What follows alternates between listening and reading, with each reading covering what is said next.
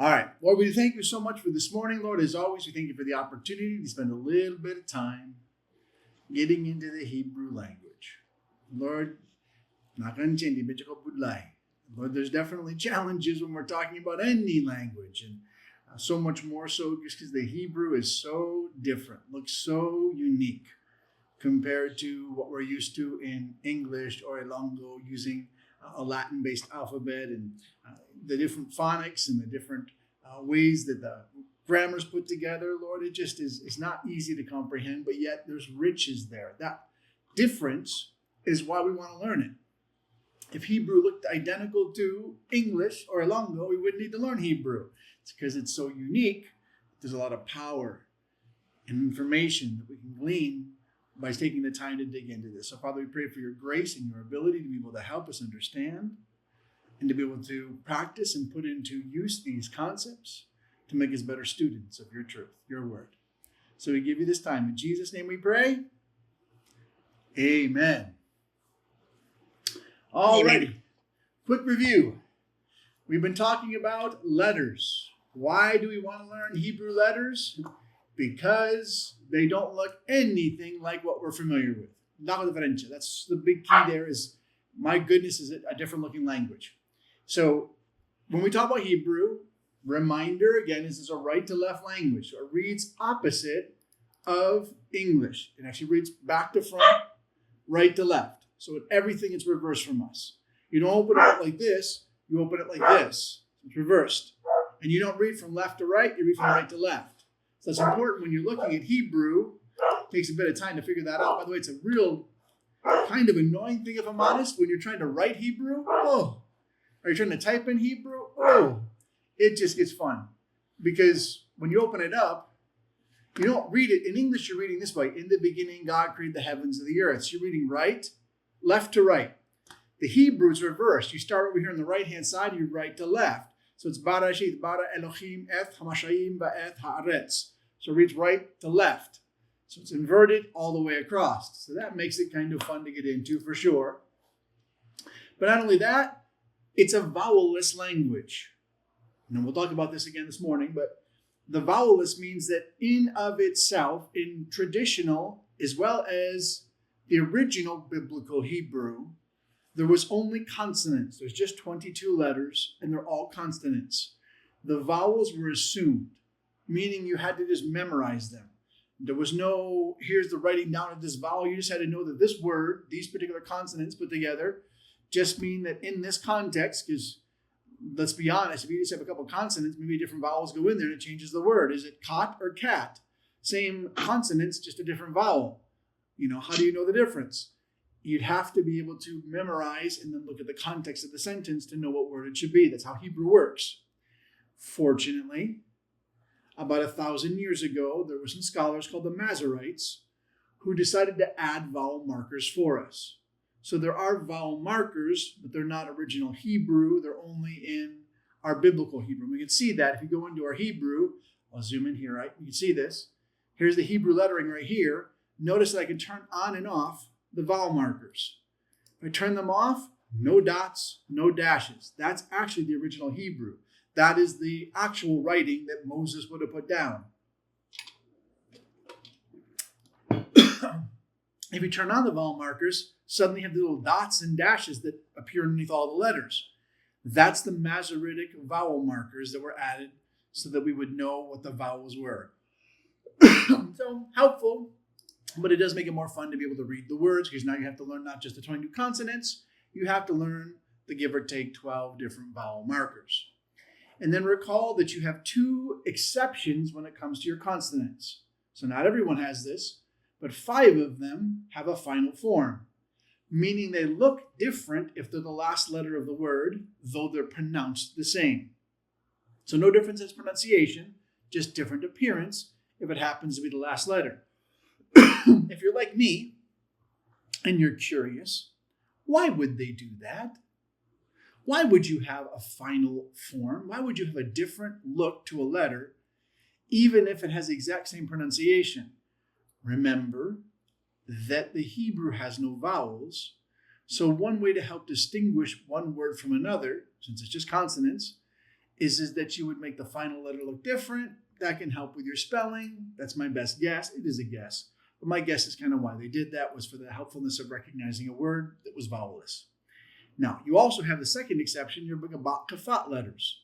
What's a gabat kafat? You're just pronouncing them. It's the B, G, D, bagat, K, F, T, kafat. Bagat, kafat. B, G, D, K, F, T. They're your 4 or 6 consonants that are pronounced differently if they have a dot or don't have a dot. For example, if you have the bet, your B, with a dot, it's a B. Without a dot, V. Your pe, your F sound. Your pe with a dot is a P. Without a dot, that's an F sound. So it's just a hard and a soft pronunciation depending upon whether you got a dot or no dot. That's called your bagat kafat letters. If you're curious, the dot is got a name. If you want to memorize the name, it's called the dagash lene. Don't need to know that, but if you're the kind of person that likes details, that's the name of the dot. Now, that being said, we went through and gave our letters. I'm going to see if I can get you guys to tell them to me. So here we go. I'm going to hiding the actual letter right there so you cannot see it. Let's get you guys to interact with me for a little bit this morning. Why? Because interaction's good at 8 a.m. Make sure you've had your coffee. What is that letter? Anybody can tell me. Not all at once. What letter's there on the screen?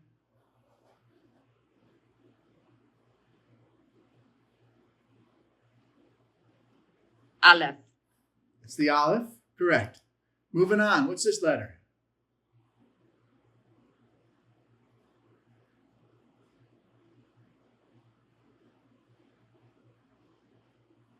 Bet.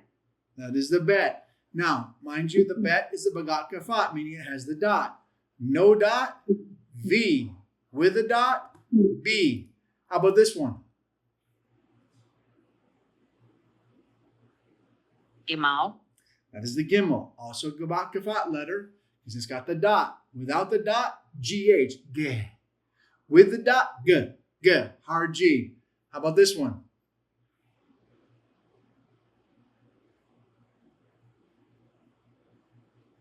Dalet. Dalet. That is the dalet. Very good. It's also bagat kafat. Got the dot there.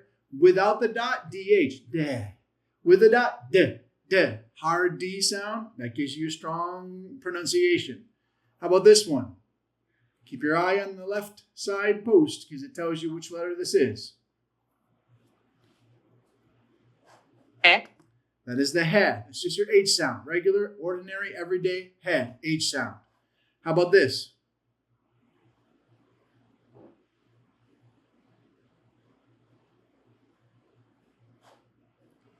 Line. What is it? That is the Vav. Correct. That is your V. Vav. Which, interestingly, by the way, remember, this is good to keep in mind, this bet also has a V sound without the dot. They are identical in their pronunciation. It's just different spelling. If it doesn't have the dot, if it has a dot, it's a B sound. How about this?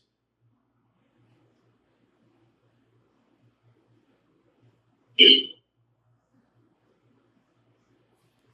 what? Zayin. That is the Zayin, correct. That is your hard Z, zebra sound in the Hebrew. Here we go. Here's the other one that looks like the he. Similar appearance, different pronunciation. Tet. Not your tet. Your tet's right here. That's the next one. It's your... Tet. No. Again? Tet. What? It is your che. Ache. Close, close. Your det this is your det. Your tet is a curly Q. That's your det. It looks like a little G with a little line on top. But the one that looks like the he, because it's your he, looks like the he, but it's got a solid connection on the left-hand side. That's your che. That is your... Like you're about to spit on somebody. Your screen gets wet. There's a splash zone. That's your chet. Chet. How about this one? Easy.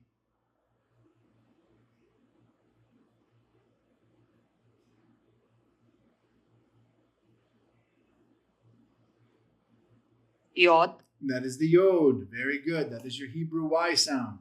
Very, very common. You'll see the yod all over the place. It's a very common consonant.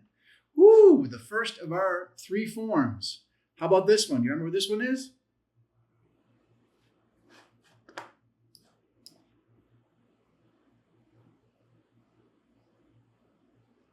A bet. Close. Your bet's up here. It does look very similar to a bet, and it can be very easily confused with a bet. I've done it many times. What is that again? Cough. That is the cough, yes. Or chaf, pwede man. The cough or the chaf is a bagat kafa and a final form, meaning if it has the dot, it's a K sound. Without the dot, CH sound. Ch is in church or choose. And then if it has the final form, if it's the last letter, it goes back to a K sound, but it has the extended line and the 2 dots, but it is the cough. How about this one? Lamed. That is the lamed. That is your Hebrew L sound. Lamed. La la la. Lamed. Next.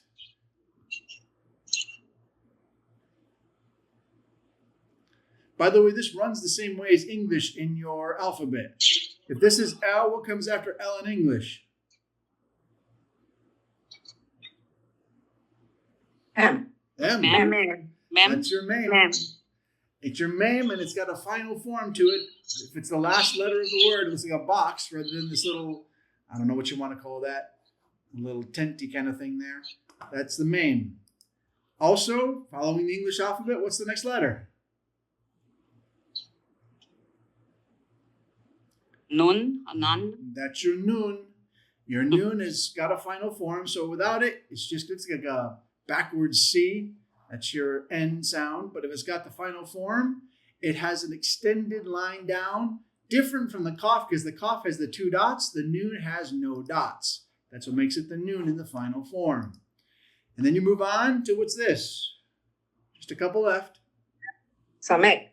That's your S sound. That's a samek, correct. Looks like an O with a little like a tail on top. Almost like I've drawn someone's face with a little bit of a whiff of hair coming off the top. That's your samek. How about this? Ayin.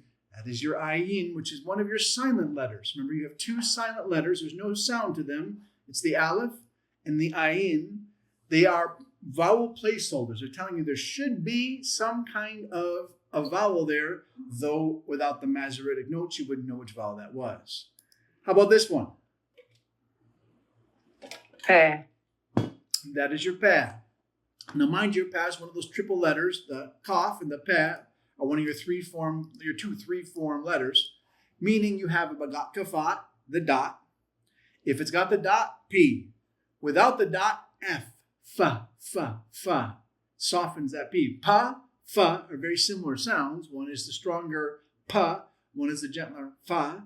And then it's got a final form, which gives you the curly Q with that extended line.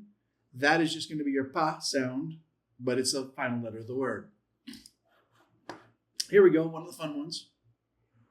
We don't have this sound per se in English, not in a single letter, but it's still a familiar sound. Seidi. Tzadde. Tzadde is a Tzadde. TS sound. Tzadde. It is a final form letter. So you do have like that backwards Y that is its final form if it's the letter, but pronunciation remains the same. It's simply a spelling variation. And then you're what? What's this one? Don't say P. It's not a P. Kup. Kof. Yep. Kof. Ah. Which sounds identical, by the way, to the kop. They are identical. The kop with the dot is a K sound. The kof is also a K sound. It's just a spelling variation. Pronunciation will be identical. Just a difference in spelling. Very similar to English, by the way. Do you spell something with a, like, give an example. I'll pull this up for you. I'll show you how this is really no different than what we're used to. It's just in the language we're still getting used to. But if you come and say, okay, I want to spell the word, let's say, cook. Okay, how do you pronounce that last K?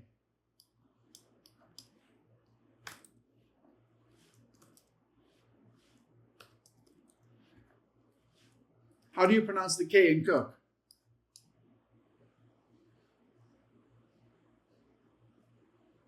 It's K, U, and then how do you pronounce the K? It's a C. Could you not spell it this way? Cook. It looks funny to us.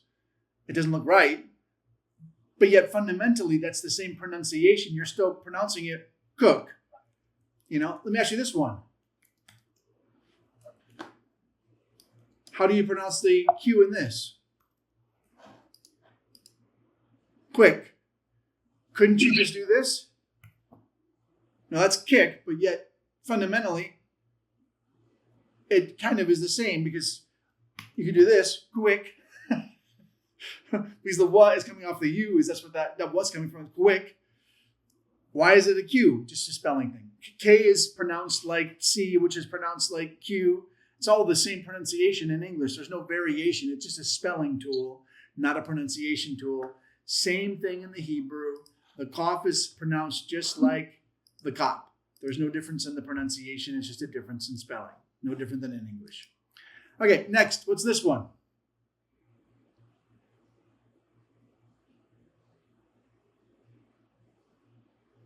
See if you can give me a trill. Play what? Res. Resh. Gotta get your trill there. Resh. There's definitely the trill in Hebrew. They have the R. Much of the Ilongo. It's not what's an R word in Ilongo?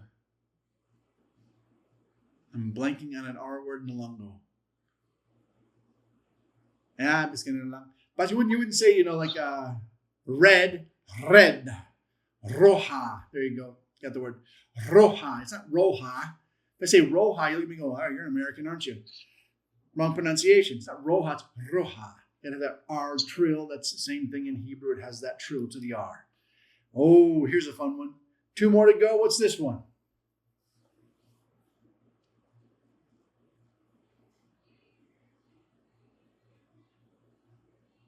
Sin or shin.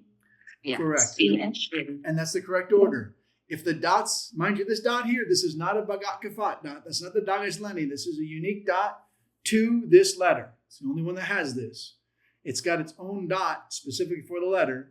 If the dot's on the left, sin, which is the same pronunciation, by the way, as the Samek. Identical. No difference. Samek and sin sound the same in their pronunciation. Again, just difference of spelling. If it's on the right side, now it changes. It's not sin, it's shin, as in should, or, shadow, or, what's another SH word? Get another SH word. Shade. Shade, there you go. The shade and the shadow. SH, past the SH, that is your shin letter. And then your final letter,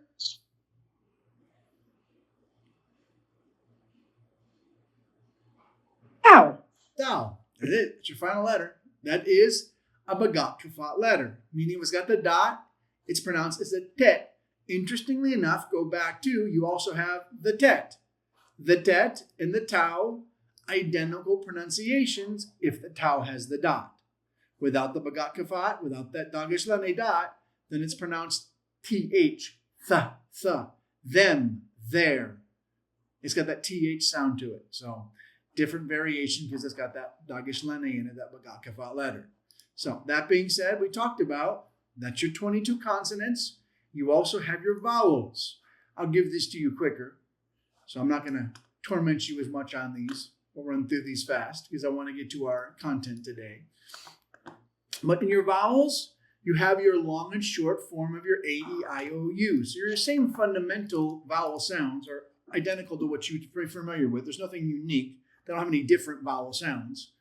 But what they have is the soft and the long form of them. So you have the short A, long A, short E, long E, short I, long I. And the way that's written is the short A is just a dash. We just put a random bet over the top because it can be under any consonant. It can be under any of the 22 consonants. But we're just using the bet and put that there in green so you can see that that's just the placeholder for the consonant. Your actual vowel is the orange underneath. And in this case, it's a line. That's your pata. That's the short A as in bad. Your long A, called the comets, is a T. If the T is under the consonant, that is the comets. Your short E is the segol. That's 3 dots. Your long E is the sire. It's 2 dots. So dashes and dots, okay, equate to your vowels. So you have the short E, A, long A, short E, long E, okay? You do have an exception. You also have the siri yod. What's the siri yod? As we mentioned, there are 3 consonants that can act like placeholders. They become silent. You don't pronounce them. And instead, they actually are just telling you the vowels there. They are the ha, the vav, and the yod. The siri yod is an example of that. When the yod follows a siri, the yod becomes silent. You don't pronounce it. It just becomes part of that siri and just pronounced as a long E, as in obey. Then you have the short I, which is a single dot. It's called the hirik. But then you have the hirik yod. The hirik yod becomes the long I, as in Christine. Okay? It's a dot followed by the yod. The yod becomes silent. It just becomes a long I. You then have the kamatz haftuf. Oh, I don't like the kamatz haftuf. You're going to make a lot of mistakes on this. Don't worry too much about it, because we're not trying to get you, eloquent and completely comprehending Hebrew. But just know that at times your kamatz, which is your long A, if it is not following a very strong consonant, then it becomes a short O, as in most. O, ost, ost. So it just follows the syllables of a particular word. If it's not following a strong consonant, then it becomes an O rather than an A. So we'll see that. We'll get into pronunciation sometimes, and we're just going to show you. It's familiarity. This is a kind of difficult one to spot. Just know that that does sometimes just transform its pronunciation depending upon the particular syllables of a sentence. The more common one to spot is the full holum. Your full holum is your short O. So long O is your kamatz haftuf. Short O is going to be your,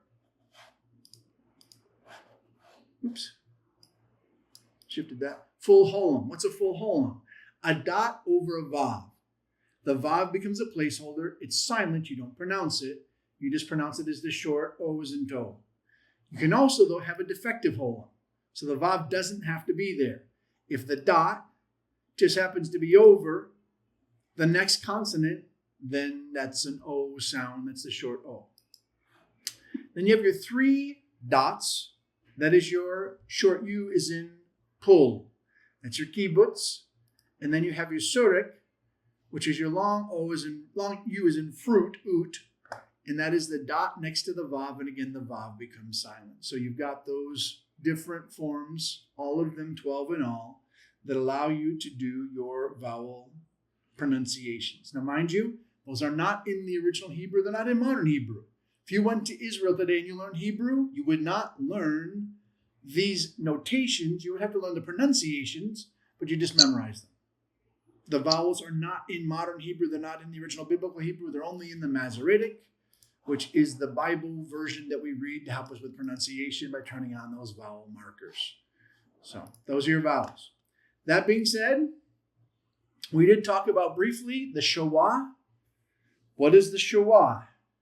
The shawah is the 2 dots. There's a silent form, and then there's also a vocal form. The vocal form has to start the word. If the shawah starts the word, then you pronounce it. If it's in the middle of the word, you do not pronounce it. That's just the way it works. So if you see those 2 dots and it's not on the first letter, just ignore it. If it's on the first letter, it shortens the pronunciation. The most common example of this is the name for God. For the name for God is the word Elohim.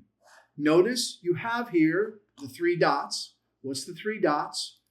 Go back to the 3 dots. My glasses on so I can see. Yay! Is your sigol. So that's your short E. So the 3 dots is the short E, eh. But because it's got the 2 dots before it, you get the shawah there, it shortens. It's not Elohim, it's Elohim. Listen to my voice again, you hear the difference. It's not Elohim, it's Elohim. See how quickly you pronounce that eh? It shortens it. That's the nature of the shawah, those 2 dots. So you'll see that frequently. If it's in the beginning, first letter of the word, that's when you get the variation in the pronunciation. Now, putting it all together, we did our examples of our words. Let's take a look at, because we're going to do the next 10. So let's look at the next 10 words. Here we go. To our samples here. Nice. There we are. We did 11 through 20. That's what I gave you for homework. Let's take a look, see if you guys can get a couple. These we'll practice, and then we're going to get into our grammar today. Anybody want to jump on number 11? How would you pronounce number 11? Nice and big for you.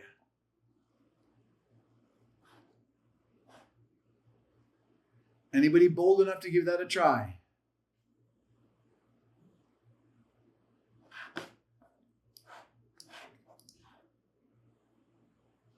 Not all at once. What's the first letter?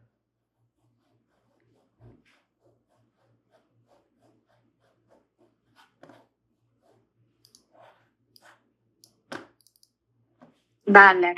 Pass. That is the dalet. That is correct. It's got the dot, got the dagesh lene, and that means that it's a hard D. What's underneath it? A dot. A dot. If you've got a single dot, what's a single dot going to be?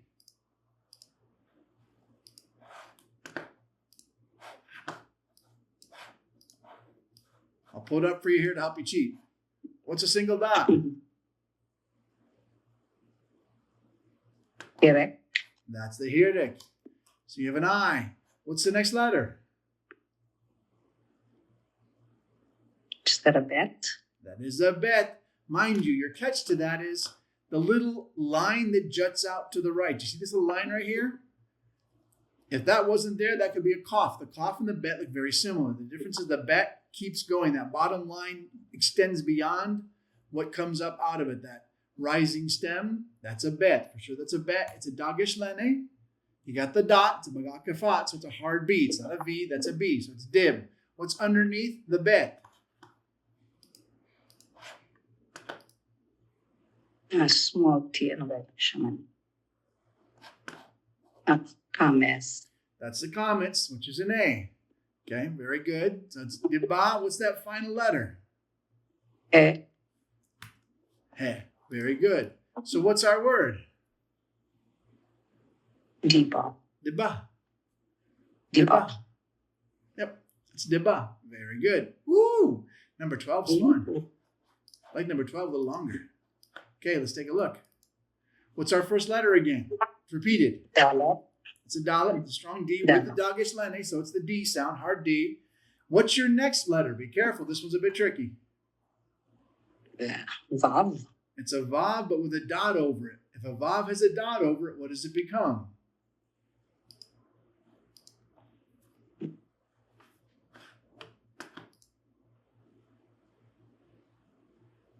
What vowel is a vav with a dot?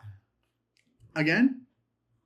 Full holem. That is a full holem. Absolutely. The vav becomes silent, becomes a placeholder, and you just pronounce the vowel. That is your full holem, which is going to be O sound, is in toe. Okay, what's your next letter? What's that next one? Still the dalet. Dalet, but without the dot, so just know that it would Without the dot. soften the pronunciation. It wouldn't be dod, it'd be dod. Dod.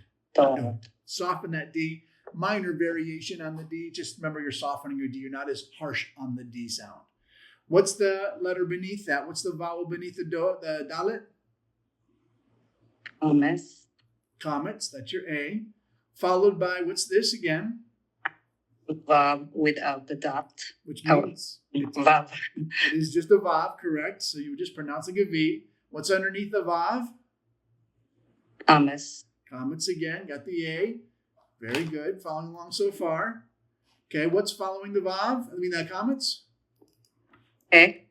That's your hat. Very good. And then your final letter? Bit tricky. Vav. Vav, With a dot. but it's got a dot in the middle, which is what? Do you remember what that is?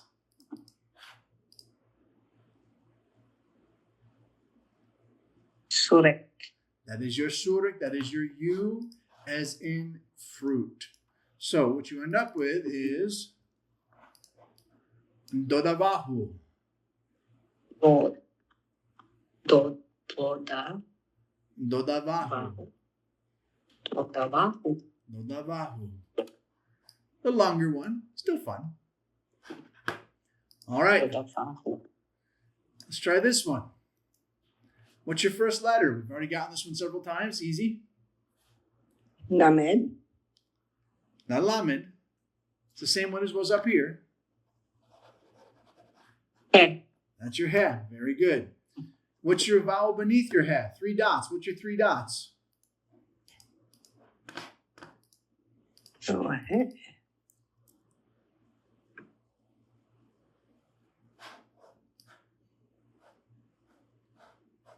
Do you remember what your 3 dots are? Segol. Nice. It is your segol. Very good. That's your short E sound. So you have your short E. What's the next letter? Tricky. Mm. It's familiar, but just notice it's got a variation to it.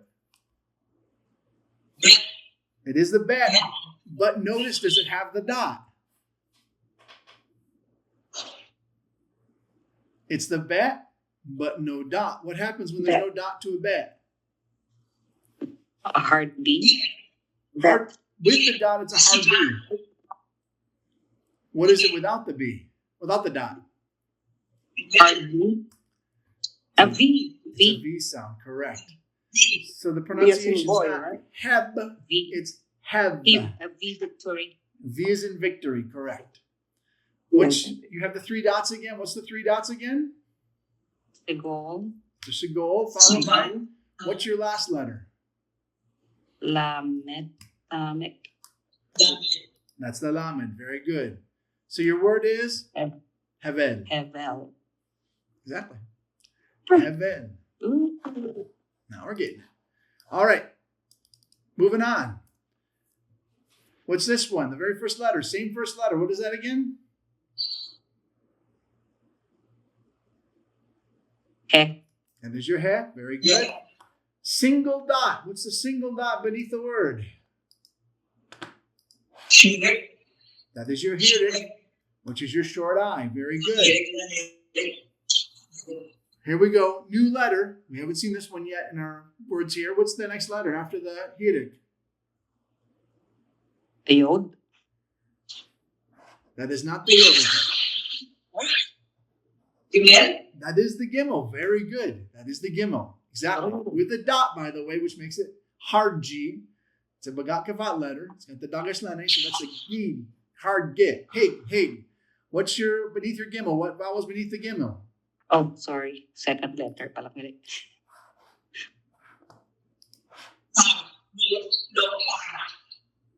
That is your comments. That's a I, correct? Yep.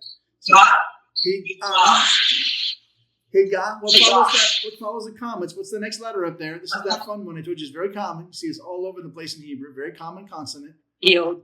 That's the yod. Very good. What follows the yod? Watch this one. Mm. The resh or the vav? It is the vav. It's not the resh. The difference is if it was the resh, it'd be longer on its stem. That short stem on the top tells you it's the vav. The rev would be a longer stem on top. It was the resh. It is the vav, but what's the dot over it make it? What's that?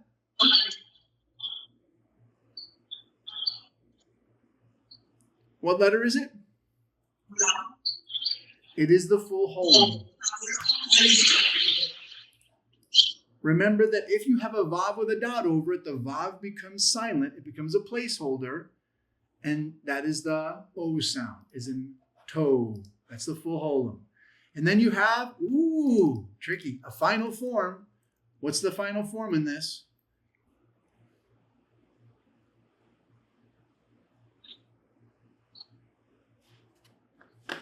It's one of your final form letters. That is the noon. Yes, that is the noon. You're correct. So the noon, remember the noon in its final form has that long stem, no dots, just a long stem on it. That's the final form of the noon. So your pronunciation is Hegayon. Higayon. Try one more. Just for practice. We won't go through all of them. We'll try one more. Practice makes perfect on this. And that's what I'm telling you. I'm encouraging it once a week. Just do it once a week. Take 20 minutes. Go through your vowels. Write them down. Go through your consonants. Write them down. Work on a couple words. You will get this down. You'll start to become familiar with it. And it removes the fear of Hebrew, which is what we want. What's your first letter? It's a new one again. We haven't seen this one yet. Zayin. That is the Zayin. Very good. What's the vowel beneath your Zayin? Like an O, it's kamats. That's your comets. Very good. What's next to the comets? What's your next consonant? Zayin. Oh. That's your bet, but don't miss it though. Remember the bet has the dot or no dot. It's a bagat kafat letter. Does it have the dot? It's the vav. Correct. You are vav because you don't have the dot. If you have the dot, it's B. Without the dot, it becomes a V. So it's pronounced zav, not zab. Zav. So, How about your next vowel beneath the bet right there? What's that vowel? where are we? Right here. That is the pata. Yep, that's your short A. And then your final letter? Lamed. It's the lamed. Correct. So your pronunciation is zaval. Zaval. Zaval. So, and that's what you want to do. That practice, it's just going to make you so that when you pull up this, and here's the whole idea. When you pull up this, you don't want this to intimidate you. And the more you practice it, the more confident you're going to become in seeing those letters and going, Hebrew, I can read it. Maybe not quickly. I'm not saying it's going to be second nature, but not terrifying and completely unfamiliar, which is what we want. We want you to be at least comfortable with it. Now, what we're going to get into today is we're going to be getting into our grammar. As a review from last week, a couple things we talked about. We talked about gender. Remember that Hebrew is a gender language, though it has no neuter. So, again, may dakong diferensya sa Ilonggo na lang. Ilonggo is very limited in its gender. You do have genders. You do have lalaki, babae, boy, girl. You do have tito, tita, nanay, tatay, lolo, lola. You do have those designations in specific instances. But like in your pronouns, there is no gender in Ilonggo. It's just siya. What is siya? Depende lang. Even nablos, kung utod, there's no gender to specific words. It's often genderless. English has more details when it comes to gender. We do have he, she, and we even have a neuter. We have it. It is neither he or she. So it's non-specific. It can be them, non-specific. It's a neuter gender. So that does exist within English, has more variation. Hebrew, not as much as Greek. Greek is crazy on the gender, but does have some, and it's built into a lot of the times your verbs themselves. And that's kind of one of the quirks of Hebrew is your pronoun. The person doing or receiving the action is just cooked into it. It becomes part of the word. So you'll get a word like, in the beginning, God created. This word created. Notice here, I want you to see this. I'll zoom in so you can see this better. Notice that when the word created comes in here, it's a verb. Can you see where it says verb? I'll zoom in nice and big. This word, bara, that bet with a dagish lene, so it's a hard B sound. You have the comets, resh comets, and the aleph. You have this bara, bat, comets, resh comets, and then the aleph, bara. It is a verb. Its stem is called, don't worry about that. We're going to get into that momentarily. And its type is perfect. Again, we'll get into that momentarily. But I want you to see it's third person masculine singular. Oh, stop for a minute. That's what's interesting. So it does not say in the beginning, he, God, created the heavens and the earth, but actually the Hebrew says that. Because third person, put on your elementary, maybe high school grammar thinking cap. Remember, you have first person, second person, third person. What's first person? I. What's second person? you. What's third person? He, she, they. So first person, second person, third person. That's real common grammatic notation. First person is talking about yourself. Second person is talking about someone who you're addressing, you. Third person is dealing with a third party, third person, third party. He, she, they, them. That's third person. So third person, masculine, it's a boy. Singular, there's only one. What pronoun is third person masculine singular? He. He is the third person masculine singular. If it was feminine, she. If it was plural, it'd be they. If it's second person, it'd be you. If it's first person, it'd be me. So in the beginning, third person singular masculine, he, God, created the heavens and the earth. And that's how Hebrew works. The gender, the pronouns are baked right into the verbs themselves. They're part of the verb. It's very common within Hebrew. We'll deal more with that, but I just wanted you to see that. So gender, reminder, is in the Hebrew. It has male and female. There is no neuter. No neuter gender in the Hebrew language. But it's found right in your nouns, pronouns, adjectives, verbs, participles. It's baked right into those. Now, important that adjectives must agree in your gender to the noun that they're modifying. So just, again, agreement. You always know what adjective a particular word belongs to because it's going to agree in gender, the same way you remember from Greek. Very similar. Remember we talked about the definite article? Hugely important. The definite article is the. The table versus a table. The church versus a church. The enemy. Ha-Satan. It's not Satan. It's Ha-Satan. The enemy. The one we're against. The one who's opposed to us. Meaning he's specific. It's not in the beginning God created an earth. Go back to when God created the earth. Haaretz. Haaretz is the one and only earth. It's very specific. So that he comes before the particular noun that is modifying, making it special. We talked about last week how even go back to Isaiah chapter 37 when the angel of the Lord wiped out the 185,000 Assyrians. It's not the angel of the Lord. The ha isn't there.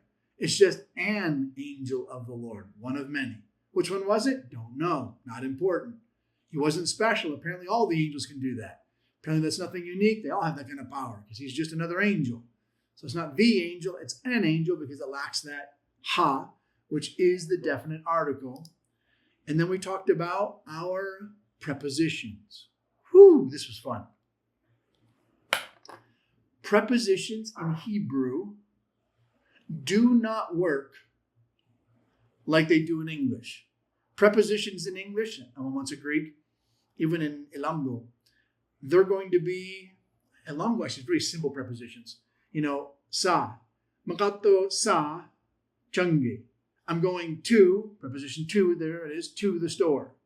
So that preposition is very generic, by the way. It becomes whatever you kind of need it to be. There's not a lot of prepositions in Ilonggo, very similar to Hebrew. Hebrew is very limited in prepositions, where Greek has a whole bunch of them. Whole table we gave you for prepositions in Greek. In Hebrew, you have the bet, the kaf, and the lamed, and they just get baked right into the word they're modifying. We gave you the example of even here, barashith.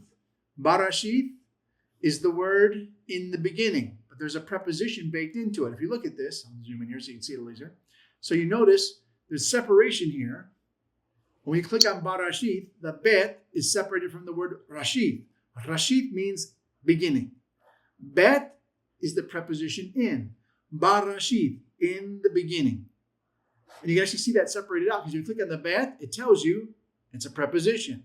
So Rashid is a noun. It's a feminine singular absolute. So bet Rashid, in the beginning. That's how prepositions work. They're just baked into your words. The bet, here's what's fun, can mean in, by, or with. Any one of those. How do you know which one it means? Context. Always with Hebrew, and this is where Hebrew gets really fun when you're doing Bible translation and interpretation. Always in Hebrew, context is king. Because the words are limited. The vocabulary is limited. The grammar even, again, prepositions here, is limited. One particular letter can mean many different things. How do you know which one it represents? Is that bet, in the beginning? Is it by the beginning? Is it with the beginning? How do you know which one? Context. By or with doesn't make sense. In the beginning does work, and that okay, it must be in the beginning. Same thing with the kaf. The kaf is your as, like, or according to. How do you know which one it is? Context. Your lamed is to, for, or at. So it's pointing towards someone. Whenever you open up, go back to Psalm 23. We did that one last week too. When you go to Psalm 23, the way it opens up is it goes, Mizmor. Mizmor means the psalm. La David. Hold on a minute. Notice you have the word David. It's a psalm of David. There's that David. But you have this lamed. What's the lamed? It's the preposition. It's a psalm of or for David. Which one is it? How do you know? Well, context. Is this something someone wrote for David? Is this something that someone wrote at David? Someone wrote to David or of David? Well, of David seems to make the most sense. We know that these are not psalms that someone wrote to David. They're writing to the Lord. So we're going to assume that lamed is the preposition of. Psalm of David. La David. Mizmor la David. So it's a psalm of David. Those are your prepositions. Now, moving on. This is new information. I'm going to stop for a minute. Breathe. Big breath. Deep breathing. Dab your nose if a little bit of blood's coming out. I understand. There's a lot going on here. You've done your consonants. You've done your vowels. We've talked about genders. We've talked about your articles and your prepositions. Do you have any questions at this point before I move on into something new? Questions or thumbs up?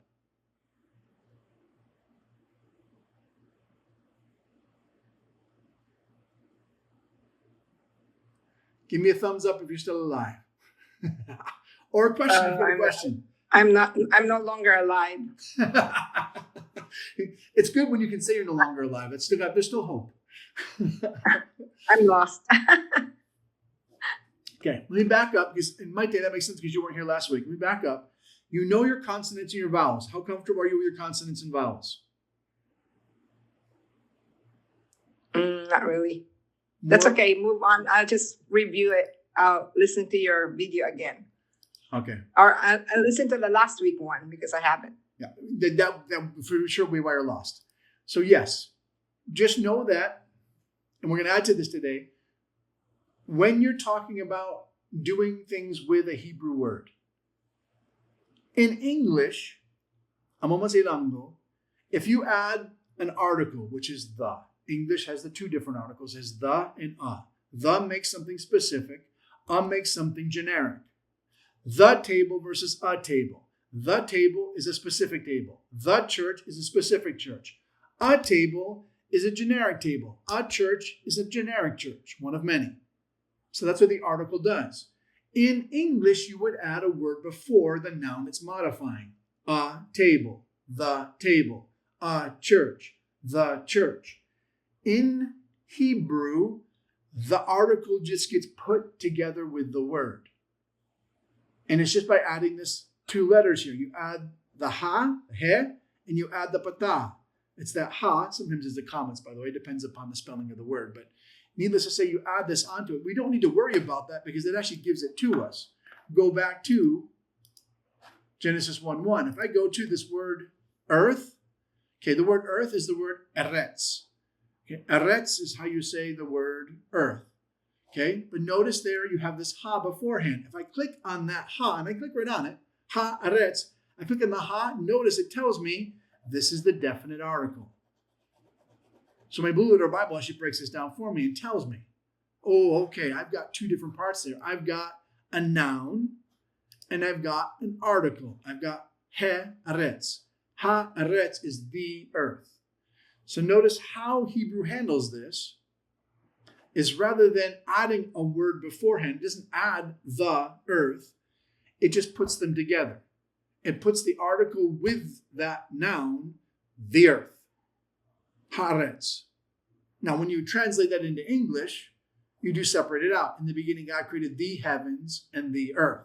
It's ha-shamayim, ha-eretz. Same thing with the shamayim here. You have the ha article, then you have the noun shamayim. So know that in Hebrew, the way this works is you just bake that article, the word the, into the word. Ha-setan, ha-eretz, the enemy, the earth. Does that make sense, Maite? Yeah. Same thing with your prepositions. They're baked into the noun they're modifying. They're baked right into the word. They become a part of the word. You just literally add a letter. That's all you're doing practically. All you're doing is adding a letter before the word. I add on a bet. I add on a cough. I add on a lamed before my word, and I've given it a preposition. Go back to the example of barashith. Notice that the actual noun is just the word rashith. But I add on to it the bet, which is, and it tells me, a preposition. So it's be rashith. How do you pronounce it? Barashith. Your pronunciation, you just blend it together, but grammatically you separate it for the purpose of parsing it. You're grammatically separating and go, it's the preposition bet and the noun rashith. This is how Hebrew works. It just has these letters they put on the front of your nouns that modify them by giving them a preposition. What's interesting, and this is where this gets huge for us on interpretation, is they can mean all kinds of different things. This is what I want you to catch.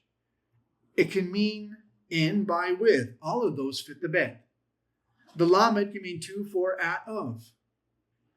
Any one of those prepositions fit the lamed. How do you know which is which? Context. Meaning Hebrew is very interpretive. It's a very interpretive language. There are times you're getting in there and you're going, well, what fits here? It's interesting. There's a fair amount of interpretation in what word actually best fits in our language compared to what the Hebrew is saying, because the Hebrew is very generic in some ways, because you have a single preposition that's just a lamed that can mean multiple things. Is it la David? Is it for David, to David, of David? What is this psalm? Is it written to him? Is it written by him? That preposition doesn't tell you, only context can. Does that make sense? You're following that? How do you, like for the bet, right? That's Yes. the first one on top. Yes, Barashim. Barashim. How did you figure out that it could be in, by, or with? Right? Now you're hitting on the key question. That is exactly the right question to ask. How do you know? Because the Hebrew doesn't tell you. Let me emphasize this.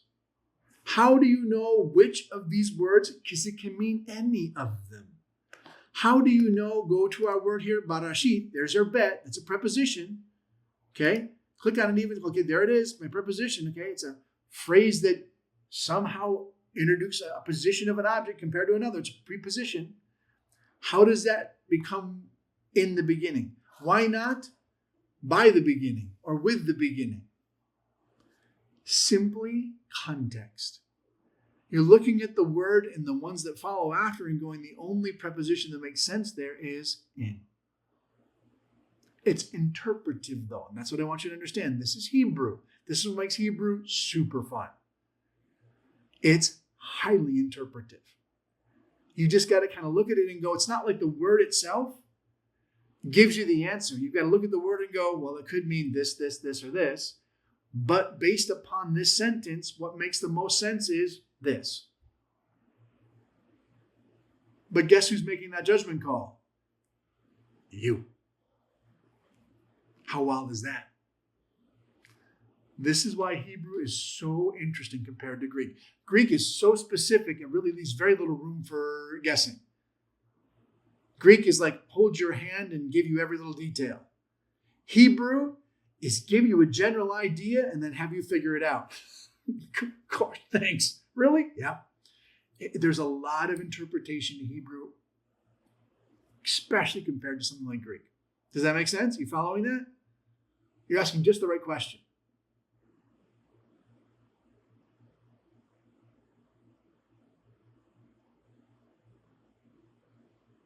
Are you still there? Are you following it? Yeah, you were breaking in though, so I think it would be just best that I would just watch the video when it comes out. For sure, follow up with the video. Yeah, you were cutting off a lot, Pastor Dave. Signal. I'm telling you, when it has to go clear around the world, that's fun. All right, let's move on because I want you to see this is an identical issue. Here we go. Thank you though. Thank you though. Oh no, you're good. I want this is your stuff. This is the meat of it now. Remember, we talk about grammar, vocabulary in Hebrew, and you're going to see this as we start getting into our interpretation. We start getting into the actual breaking down of verses. The vocabulary is very simple. There's not a lot of words in Hebrew. So what that means is, and again, you know, use your numbers here. I've got it written down 45,000 words compared to English's 150,000, compared to Greek's 5 million. So it's a very limited vocabulary. Much of your Bible interpretation in Hebrew is not going to come from the words themselves. It's going to come out of the grammar. 90% was the number that my teacher gave to me, and I would tend to agree with it. 90% of your Bible interpretation from Hebrew is out of the grammar. Why is so much of your Bible interpretation coming from the grammar? For the very reason that, okay, I've got a bet as a preposition. What does that mean? You've got to go in and look and go, well, let's figure it out. Is this best in context mean in, by, with? And that's where you've got to kind of work it out. And what that means, though, is that what you're reading in your translation, if you're picking up your New King James, your NLT, your NIV, they're making assumptions in how they're translating. They're working from the same Hebrew text, but they're having to make the same grammatical assumptions based on context. Rather than relying on their assumptions, you get to now go in and make your own assumptions. You get to go in and go, okay, that's how you saw this passage. Let me see whether I agree with this. This is wild. You get to go in because you understand the principles now and go, I know that that's a bet, but I know that can mean different things. I know that the New King James says this. Let me see if maybe I think there's a different way that could look that would be better. Really? Yes. That's why you find, by the way, and this is very much the truth, if you are in your New King James versus your NLT versus your NIV versus your NASB, in the New Testament, they all are relatively the same. Very little variation in translation in the New Testament passages because they're coming out of Greek, which is very descriptive. Not so much in the Old Testament. There are times in the Old Testament where you have radically sometimes different interpretations, and you're going, how come the NLV says this, and NIV says this, the NLT says this, and the KJV says this, which, by the way, all of them are coming from the same manuscript. There's only one. In the Old Testament, there is no variation. There's not multiple manuscripts like there are in the New Testament. There's just the Masoretic text. Everybody's using the same base text. But yet you can still get variations. Where do the variations come from? Because of how Hebrew works. And it's nice, and this is the benefit for us. If you understand these principles, I can go in and go, okay, let me look at the Hebrew and go, what preposition is here? Oh, that's the bet. Oh, I know the bet can be in, by, with. What makes the most sense? You don't have to depend upon their translation. You yourself can make your own judgment call. That's where there's power in this. All the more so, here's your new information. This is not something we've talked about yet. In your conjunctions. Stop right here. What's a conjunction? Conjunction joins two thoughts together in a sentence. It's conjoining. It's putting together. What are your conjunctions? Your typical ones are and, or, but. Okay. The most common conjunction in Hebrew is just the vav. Okay. The vav, much like with your prepositions, much like with your articles, it just gets added to a word. I'll go back to, let me give you the example here of Genesis 1:1. Why Genesis 1:1? Just consistency. That way you see the same thing over and over again, get more familiar with it. You have this Barashit, bara Elohim, eth, hamashayim, in the beginning, created God the heavens. But notice here you have va'eth, haaretz. The va'eth has this vav and then eth. The eth is just a pointer. It's actually not translatable. There's no word in English for that. It's just pointing what did God create. He pointed to the heavens. He pointed to the earth. But notice this vav that sits here is a conjunction. The conjunction just gets baked into the word. It becomes part of the word that is joining in the sentence. So the heavens and the vav jumps in, joins together, the earth. That's how Hebrew works. It just joins that vav to be your conjunction in the sentence. But the question is, what does it mean? Is it and or is it but? Please hear this. This is huge, huge in Bible interpretation. That vav is quite the letter because it turns out it can be and or but. It can be either one. Well, those are very different words. Example, what if I said to you, you need to come to church and grow in the Lord? Okay, that makes sense. Meaning that going to church is connected to growth in Jesus Christ. What if I interpret that? You need to go to church but grow in the Lord. Well, that would suggest that going to church has nothing to do with growing in Christ because you've contrasted it. You've not compared it, you've contrasted. And connects and compares. But contrast, different total words, but they're identical in Hebrew. Meaning there's no difference in the letter. How do you know if it's an and or a but? Context. Simply by interpretation. You as the reader have to figure out what belongs there. The Hebrew doesn't tell you. I'll give you an example. So now, this is Exodus 14:1. The Lord spoke to Moses saying, that now is a connection. It's the and. It gives you a continuation of a sentence, continuation of a thought. But go to Genesis 2:6. But a mist rose to rise from the earth and water the whole surface of the ground. So there was no water, there was no rain, but there was a mist. That same vav, identical letter. No difference in the Hebrew grammar. You could interpret it and or but it seems to be a contrast because it's saying there was no rain, but there was a mist.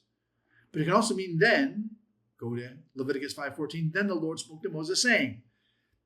Then means it's just a continuation. Same exact letter. 3 different words, but, now, and, then, all of them are identical as far as the Hebrew spelling goes. The Hebrew word that's here, it's just a vav. It's one single letter that does a whole lot of lifting. That vav is huge. Let me tell you where it gets to be really fun. The book of Proverbs. Oh my goodness. Just open up a proverb randomly. Okay, Proverbs, once you get beyond chapter 9 is the key. Let's go to Proverbs, just randomly 12.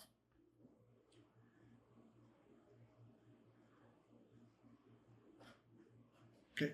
Whoever loves instruction loves knowledge, but he who hates correction is stupid. A good man obtains favor from the Lord, but a man of wicked intentions he will condemn. A man is not established by wickedness, but the root of righteousness cannot be moved. An excellent wife is the crown of her husband, but he who causes shame is like a rottenness to his bones. I want you to see something. What's the key word in every one of those sentences? There's a connecting word. There's a key word that's found in every single one of those sentences. What is it? Man. Not man. Because man is not necessarily in every sentence. Whoever loves children. What's the most important word in every one of those sentences consistently? Over and over, it's used over and over again. It's what every sentence hangs on. This is almost every proverb, by the way. The Lord be God. I'm highlighting to see if I can get you guys to see a little easier. It starts it's the first word of every second line. But. There you go. That's everything in Proverbs, by the way. Always. In Proverbs, every single verse is its own thought. There's no connectivity, by the way. There's no flow. Very rarely do two verses actually have anything to do with one another. Every single verse is its own standalone statement. These are proverbs, little quippy little sayings, little words of wisdom. But they're all based upon two thoughts. This, then this. This, then this. Statement A, statement B. Statement A, statement Like B. a contrast. Here's the problem. Some of them contrast, but some of them compare. Look down at verse 14. And some of them are sequential. There's a sequential one here. Let's see if we can find the sequential one. Than. Okay? Comparatively than. Here's my thing for you. Here's what I want you to see. Do you know what every one of these words has in common? But, and, than. It's not different in the Hebrew. They're all the vav. It's all this Hebrew letter that separates the two thoughts of the sentence. One letter separates the two thoughts. Here's where that's interesting. The fact that the translators put but here is their interpretation. It's not the Hebrew.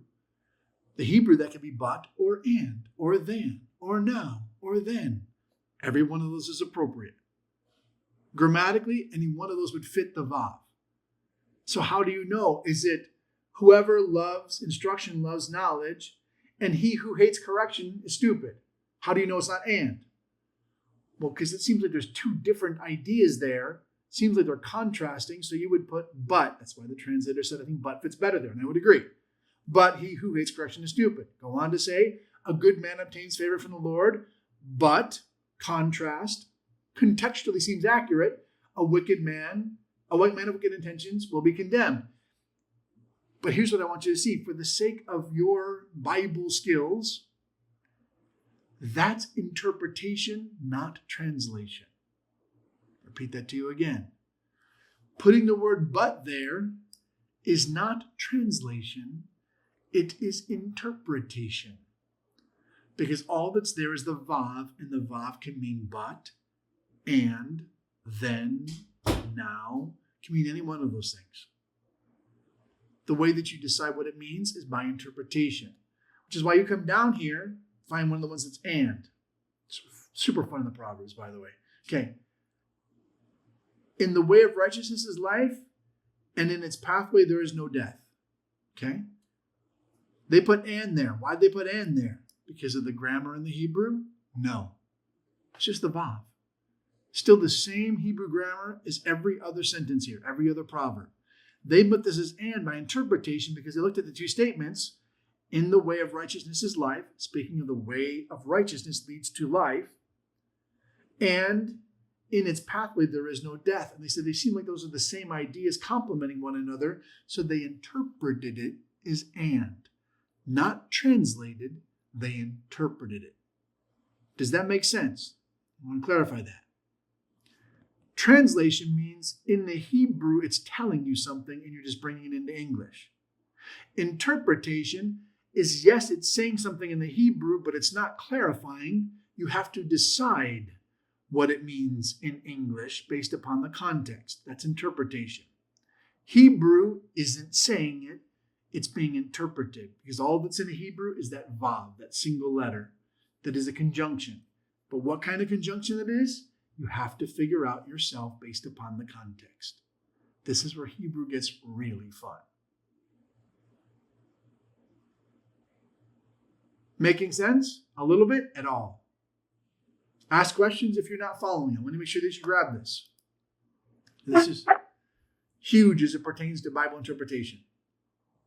Is it possible then, Pastor Dave, that the interpretations could be erroneous? Yes. So how can we be sure or confident?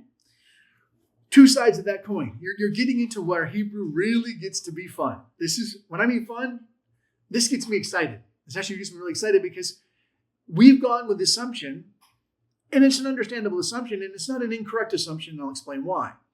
Our assumption is what I'm reading in English, is something that people who have a very strong grasp of the Hebrew language have brought into my language well enough that I can have confidence in it.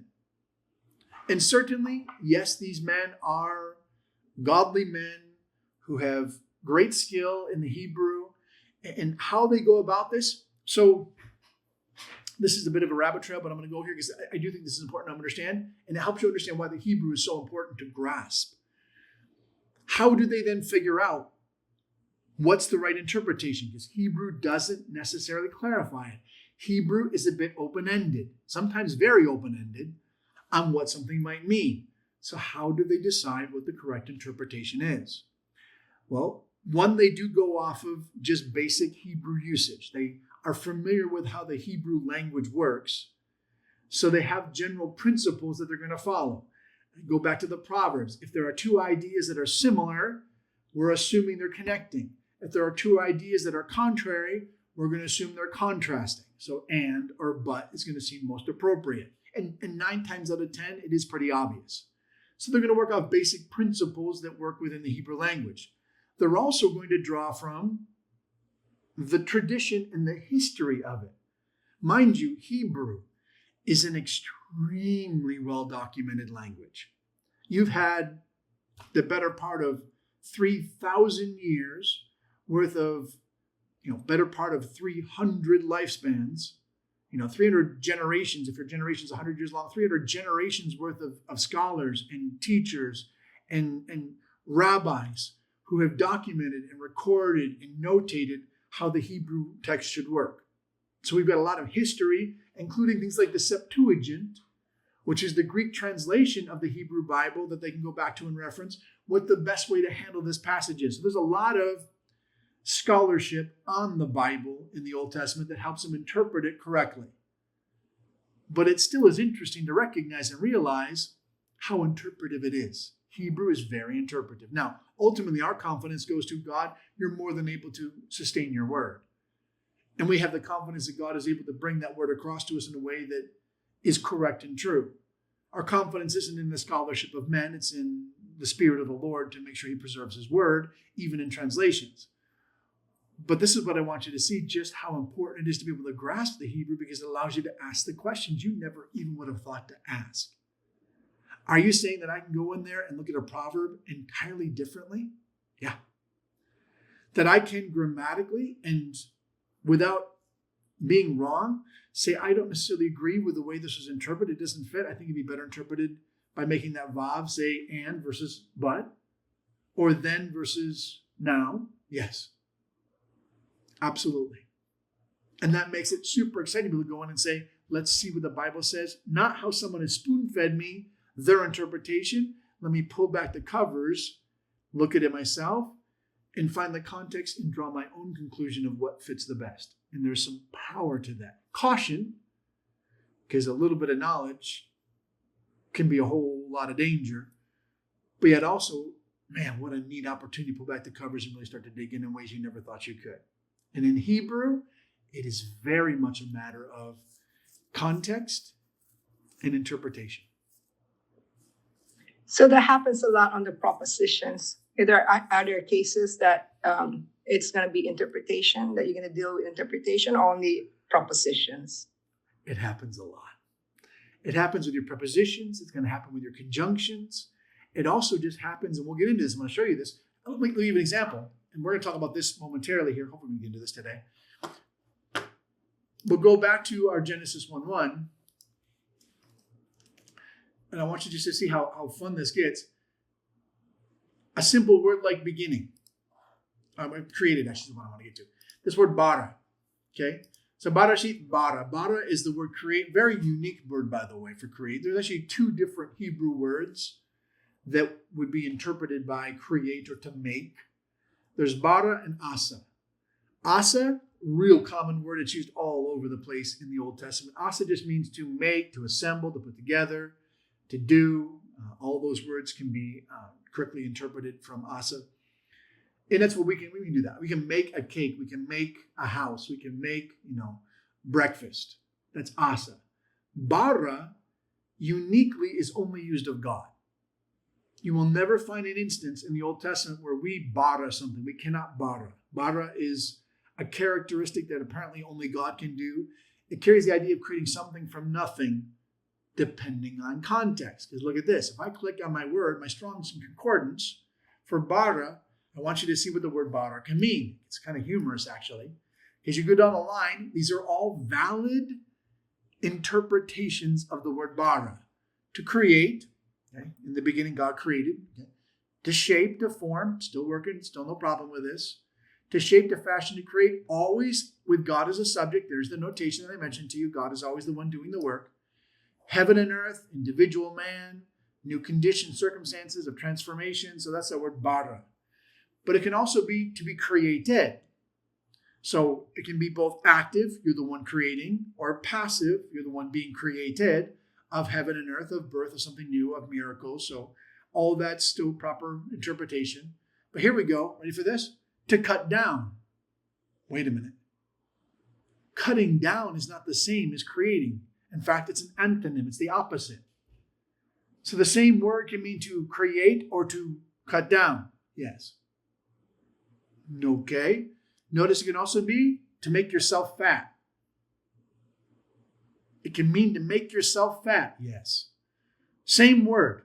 Still the word bara, but it can mean to create, to cut down, to be made fat. Same word, very different definitions. Now, there are some guidelines and even grammatic rules that help guide much of that. So don't think that's all random. It's not. We're going to get into that momentarily. Because you'll notice, you'll see this, notice it opens up with these definitions with the word kal, nifal, piel, and hefil. Those are grammatic notations that do guide you. So you're not going to guess. But there are times where those variations of a meaning, of their interpretation, it's not defined grammatically. You just have to figure it out by context. So even the meaning of the word in Hebrew at times is interpretive, which is wild.